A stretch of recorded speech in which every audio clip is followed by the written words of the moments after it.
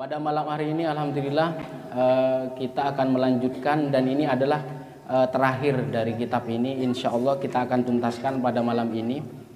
Masih berkaitan tentang zikir dan doa. Bismillahirrahmanirrahim. Wa an ibni Umar radhiyallahu anhu qol kana Rasulullah sallallahu alaihi wasallam. Ini yang saya tulis tadi. Allahumma inni a'udzubika min zawali ni'matika wa tahawuli afiyatika wa fujaati nikmatika wa jami'i sakhatika. Ini adalah doa. Saya dulu menggunakan doa ini ketika awal kita kena pandemi, yaitu pada tahun 2020. Saya mendawamkan doa ini dan saya selalu memberikan kepada para jamaah agar membaca ini. Allahumma inni a'udzubika min zawali ni'matika wa tahawuli afiyatika wa fujaati nikmatika wa jami sakotika. Ya Allah, berikan sesungguhnya kepadaku, berikan apa? Perlindungan min zawal, hilangnya nikmat. Jadi hilangnya nikmat diganti dengan siksa. Ini yang kita rasakan saat ini adalah kenikmatan yang tidak mungkin kita bisa hitung. Maka kenikmatan yang selalu kita nikmati dan kita senang menikmati itu jangan sampai hilang. Jangan sampai diganti oleh siksa. Jangan sampai diganti oleh azab, baik azab dunia atau azab akhirat. Maka ini kita berlindung dari hilangnya kenikmatan ini. Kemudian yang kedua, wa tahawuli afiyatika. Afiat itu bisa arti keselamatan, bisa arti selamat. Jadi tahawul itu berubahnya, berpindahnya dari kita sehat menjadi sakit. Tidak mungkin orang itu sehat terus, pasti ada sakitnya. Ketika orang sakit, paling tidak sakitnya itu mengurangi dosa kita atau menjadi penggugur atau penghapus dosa-dosa kita. Mudah disembuhkan, tidak menyulitkan kita. Sakitnya kita tidak membuat kita ruwet, tidak membuat kita sulit. Maka kita berlindung apa? Berlindung perubahan afiatnya menjadi marot atau menjadi sakit. Wa tahawul, jadi berpindah atau berubah sakit-sakitan sampai kronis dia. Jadi sakit ini sekarang biayanya sangat mahal. Untuk sehat biayanya sangat mahal. Maka jagalah sehatmu sebelum datang sakitmu. Ini kita berlindung dari afiat ini, jangan sampai berpindah. Afiat ini harus ada di dalam diri kita.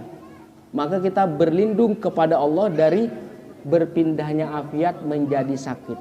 Wa fujaati nikmatika. Fujaah, datangnya tiba-tiba.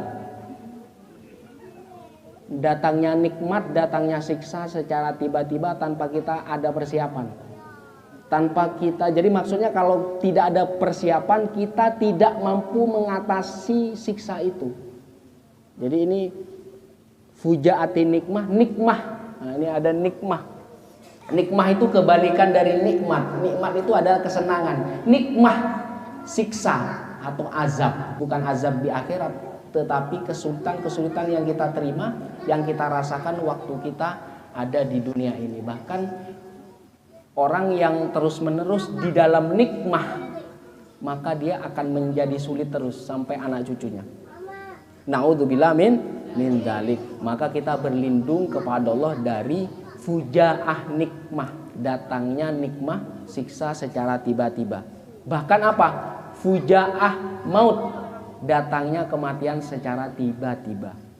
Wa jami'i sakhatika. Yang terakhir adalah semua penyebab yang membuat Allah itu murka kepada kita.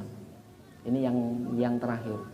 Jangan sampai Allah murka apa? Ketika Allah murka, maka sudah dipastikan hidup kita akan susah. Sudah dipastikan hidup kita akan sulit. Maka ketika kesulitan itu mendarah daging di dalam kehidupan kita, maka tidak ada lain kecuali meminta ampun kepada Allah.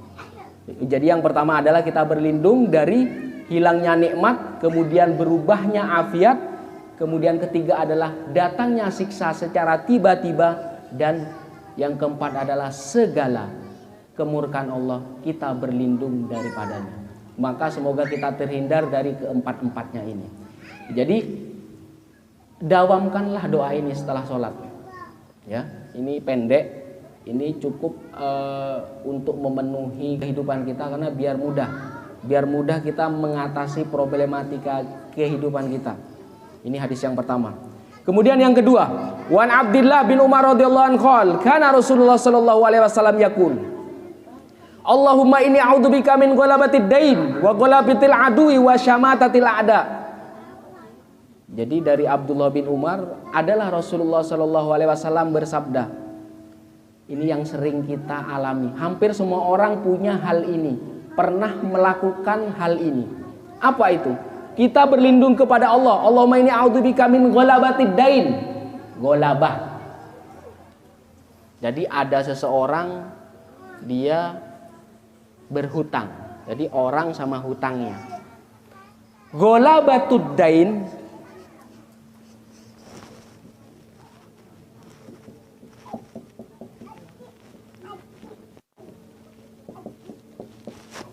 orang sama hutangnya. Kalau hutangnya menang dari orangnya, itu namanya ghalabatud dain. Jadi hutangnya menang daripada orangnya. Tapi kalau orang selalu mampu bayar hutang, ini bukan termasuk ghalabatud dain. Jadi ada seseorang yang sering berhutang tapi dia tidak mampu membayarnya, kesulitan untuk membayarnya. Maka kita berlindung dari ini. Karena sesungguhnya Allah itu bersama orang-orang yang punya hutang. Abdullah bin Ja'far dalam riwayatnya, orang yang menganggap hutang, orang yang punya niat hutang dan dia mengira tidak mampu untuk membayarnya, maka itu bisa dikatakan apa yang dilakukan adalah bisa haram. Kenapa? Kalau orang terlilit hutang, pasti efeknya akan kemana-mana. Menyusahkan keluarga, menyusahkan istri, menyusahkan anak, dan menyusahkan keluarga besarnya. Maka jangan sampai hutang itu menang dari kita. Jadi kalaupun punya hutang, maka kita harus bisa mampu membayarnya. Kita berlindung dari terlilit hutang.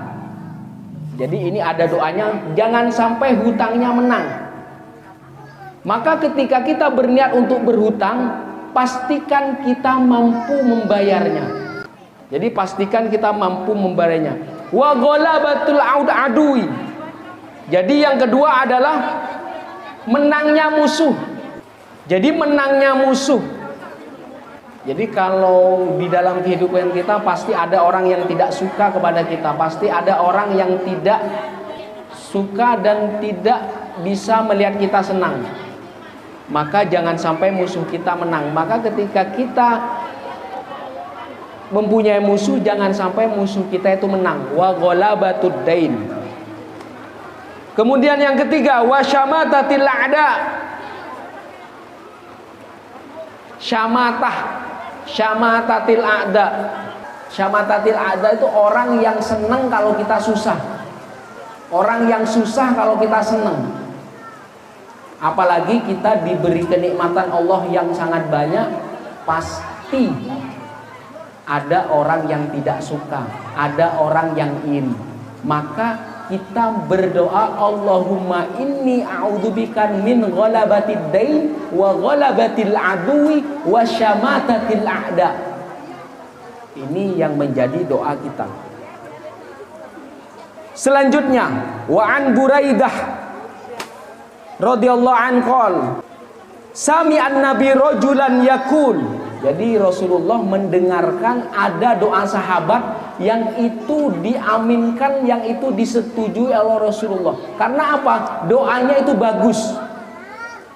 Jadi Rasulullah mendengar sahabat yang berdoa, Allahumma inni as'aluka bi anni asyhadu annaka antallah la ilaha illa antal ahadus somad alladzi lam yalid wa lam yakul lahu kufuwan ahad.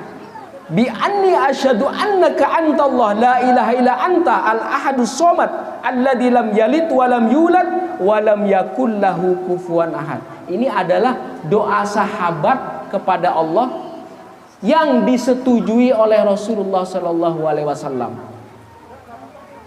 Artinya adalah, ya Allah, sesungguhnya aku meminta kepadamu, sesungguhnya aku bersaksi bahwa Engkau Allah, tiada Tuhan selain Engkau, yang Maha Esa, As-Somad, tempat bergantung, lam yalid wa lam yulad, tidak melahirkan dan tidak punya bapak dan ibu, walam yakul lahu kufuwan ahad, dan tidak ada yang menyamai Allah.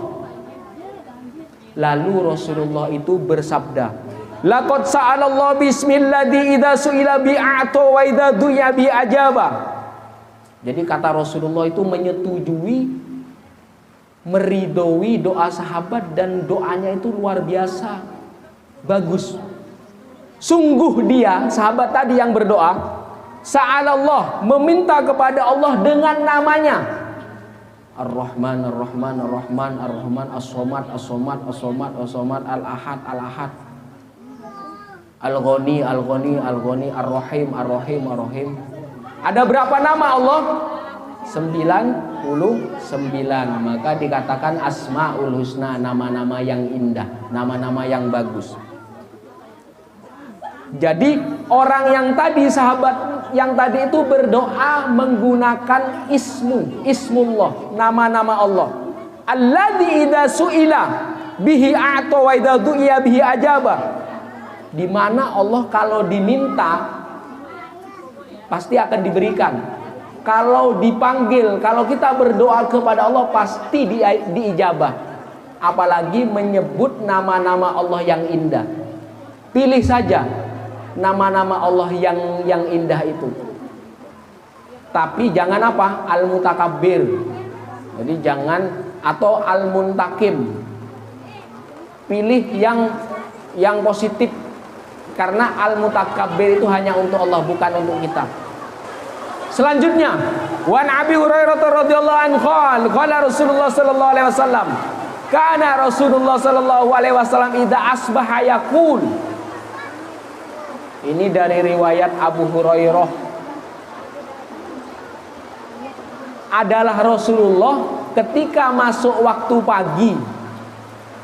Jadi ketika masuk waktu pagi, Rasulullah itu selalu berdoa, Allahumma bika asbahna wa bika amsayna wa bika nahya wa bika namut wa ilaikan nusyur.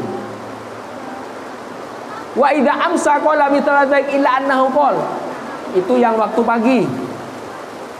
Bagaimana Rasulullah kalau sudah masuk petang?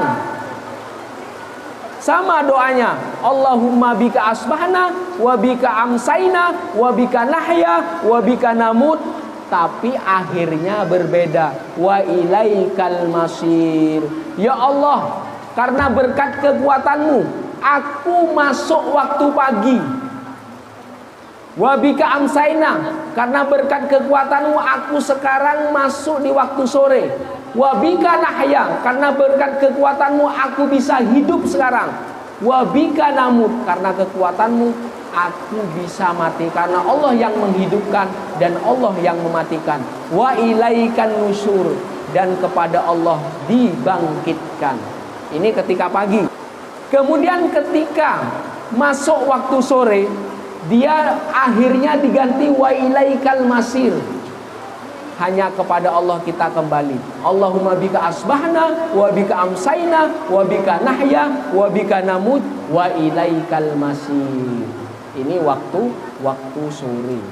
Jadi kalau pagi wa ilaikan nusyur, kalau sore wa ilaikal masir.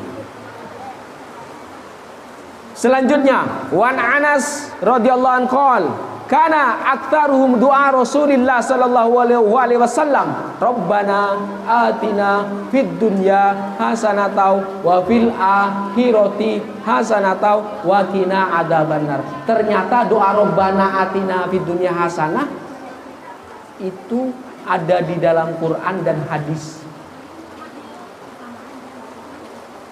Rabbana atina, ya Allah berikanlah aku kebaikan dunia dan kebaikan akhirat. Apa maksudnya kebaikan dunia itu? Kata Ibnu Katsir, kebaikan dunia itu apa? Jadi kebaikan dunia itu adalah hidupnya serba kecukupan atau kaya, punya suami ganteng, punya istri cantik, punya mobil mewah, makanannya makanan enak. Ini kata Ibnu Katsir. Punya rumah yang bagus, punya rumah yang besar.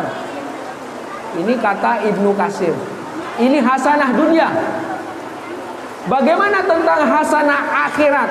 Hasanah akhirat tidak ada lain adalah masuknya kita ke dalam surga bi ghairi hisab.